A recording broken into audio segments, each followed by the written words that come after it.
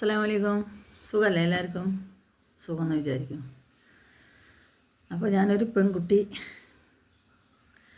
വെളിപ്പെടുത്തുന്ന കുറച്ച് കാര്യങ്ങൾ മറ്റൊരു ചാനലിൽ കാണാനിടയായി. അതിനെപ്പറ്റി പറയാനാണ് വന്നത്. കാരണം ഗൾഫിലേക്ക് ജോലിക്ക് പോയിട്ട് ഒരു ഷോപ്പിലാണ്, തുണി ഷോപ്പിലാണ് ജോലി, അല്ലെങ്കിൽ ഒരു വീടിൻ്റെ അകത്ത് അടുക്കളയിലാണ് ജോലി എന്നൊക്കെ പറഞ്ഞിട്ട് നമ്മളെ കേരളത്തിലുള്ള ഏജൻറ്റുമാർ തന്നെ കൊണ്ടുപോയി ഗൾഫിൽ കുടുക്കി അവിടെ കച്ചവടം നടത്തുക. ഈ കൊണ്ടുപോയ പെൺകുട്ടികളെ കച്ചവടം നടത്തുന്ന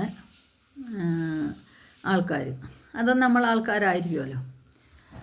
അപ്പോൾ എനിക്കതിനെ പറ്റി ഒരു അഭിപ്രായം പറയാനുള്ള എന്താ വെച്ചെങ്കിൽ, നമ്മുടെ നാട്ടിൽ തന്നെ നമ്മളടുത്ത് തന്നെ നമ്മളൊരു ജോലിക്കോ, ഒരു അടുക്കള ജോലിക്കോ, ഒരു ഷോപ്പിൽ ജോലിക്കോ പോയി കഴിഞ്ഞാൽ എന്തൊക്കെ സംഭവിക്കും എന്നുള്ളത് നമുക്ക് നന്നായിട്ട് അറിയാം.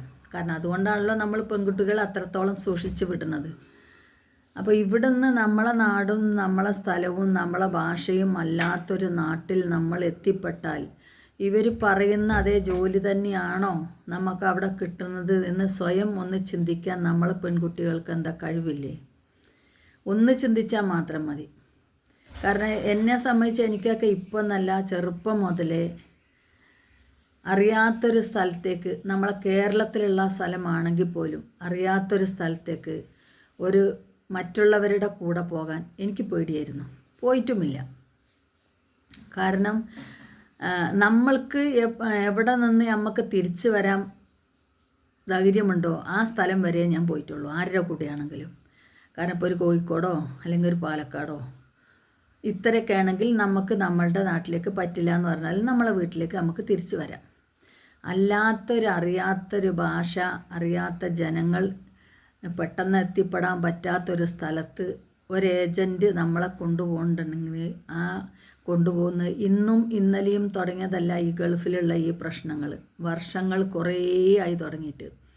സോഷ്യൽ മീഡിയയിലാണെങ്കിലും ന്യൂസ് ചാനലുകളാണെങ്കിലും പിന്നെ പ്രവാസ ലോകം എന്ന് പറഞ്ഞിട്ടൊരു പരിപാടി തന്നെ ഉണ്ടായിരുന്നു നമ്മളെ ടി വിയിൽ. അതിപ്പോഴും ഉണ്ട് തോന്നുന്നു. ഞാൻ ടി വി ഇല്ലാത്തതുകൊണ്ട് എനിക്കത് കാണാൻ പറ്റില്ല. അതൊക്കെ ഞാൻ കണ്ടിരുന്നതാണ്.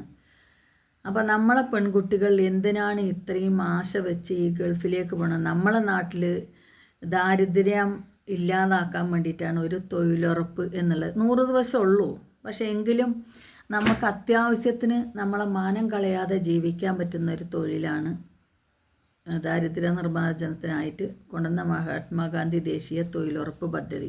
ഇപ്പം അതിൻ്റെ പേരൊക്കെ മാറ്റിയിട്ടുണ്ട്, ഇപ്പം അതിൻ്റെ പേരൊക്കെ മാറി മറിഞ്ഞു. പക്ഷേ എന്നാലും നമ്മൾക്ക് പോയി ജോലി ചെയ്താൽ നമുക്കതിൻ്റെ കൂലി കിട്ടും.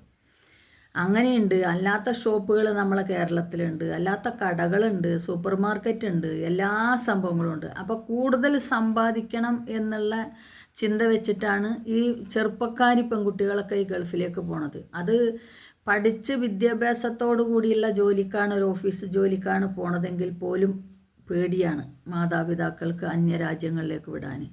ഈ നിസ്സാരമായ ക്ലീനിങ് ജോലിക്ക് എന്ന് പറഞ്ഞിട്ടും ഷോപ്പിൽ നിൽക്കാനെന്ന് പറഞ്ഞിട്ടും പെൺകുട്ടികളെ കൊണ്ടുപോകുമ്പോൾ അവിടെ ചെന്ന നമ്മളെ മക്കളുടെ അവസ്ഥ എന്താകും എന്നുള്ളത് വിടുന്ന മാതാപിതാക്കളോ പോകുന്ന പെൺകുട്ടികളോ ചിന്തിക്കുന്നില്ല. ഇനി അങ്ങനെ വിചാരിച്ചിട്ട് നമുക്ക് വേറുള്ളടത്ത് പോയി ജോലി ചെയ്ത് ജീവിക്കേണ്ടേ എന്ന ചോദ്യത്തിന് എനിക്ക് ഉത്തരമില്ല. കാരണം എന്താണെന്ന് വെച്ചാൽ നമ്മളെ നാട്ടിൽ ഇഷ്ടംപോലെ ജോലിയുണ്ട്, ശമ്പളം കുറവായിരിക്കാം.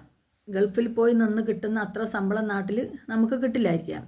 പക്ഷേ ഗൾഫിൽ പോയാലുണ്ടാകുന്ന പ്രശ്നങ്ങൾ ഇതാണ്. 1, 2, 3 സ്ത്രീകളൊന്നുമല്ല, ഒരുപാട് കാലങ്ങളായി ഇത് നമ്മൾ അനുഭവിച്ചുകൊണ്ടിരിക്കുകയാണ്.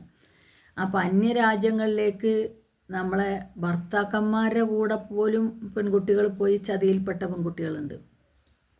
അത് നമ്മളെ സോഷ്യൽ മീഡിയയിലും ന്യൂസ് ചാനലിൽ കൂടെയൊക്കെ നമ്മൾ കേൾക്കുന്നതാണ്. ഫ്രണ്ട്സുകളെ കൂട്ടിയിട്ടൊന്ന് മദ്യപിച്ച് ഭാര്യനെ കാഴ്ചവെക്കുന്ന കാഴ്ചകൾ പോലും നമ്മൾ കേൾക്കുന്നുണ്ട്.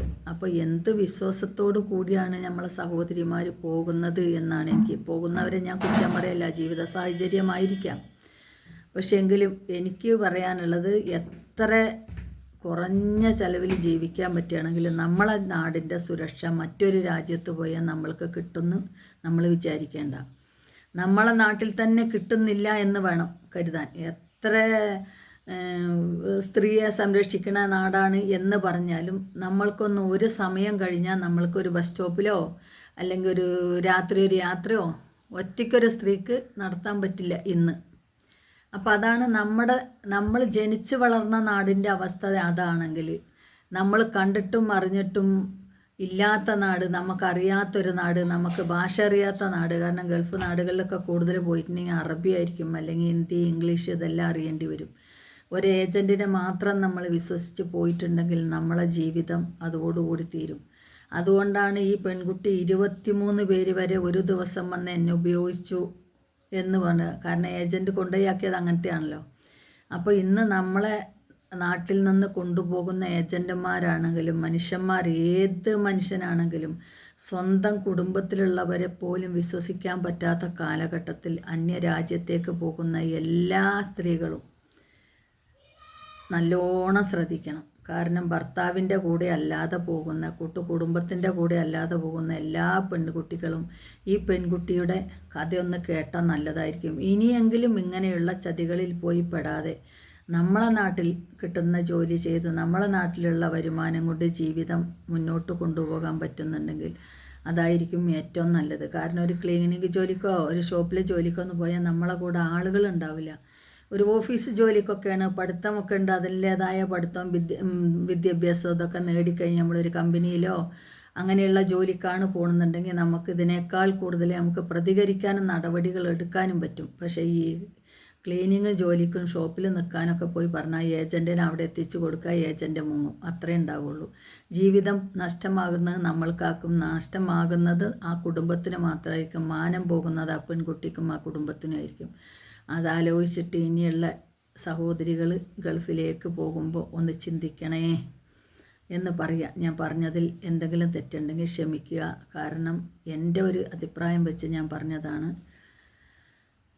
എനിക്ക് അങ്ങനെയാണ് തോന്നുന്നത്. നമ്മളെ നാട്ടിൽ ജീവിക്കുന്നതാണ്, നമ്മളെ നാടേ നമ്മളെ പെൺകുട്ടികൾക്ക് സുരക്ഷിതമല്ലാതെ അപകടങ്ങൾ കൂടി വരുന്ന കാലഘട്ടത്തിൽ അന്യൊരു രാജ്യത്ത് പോയി നമ്മൾ സമ്പാദിക്കാൻ വേണ്ടി പോകുമ്പോൾ പലതും നമ്മൾ നേരിടേണ്ടി വരും. ഒരു പക്ഷേ നമുക്ക് ജീവൻ തന്നെ പോയേക്കാം.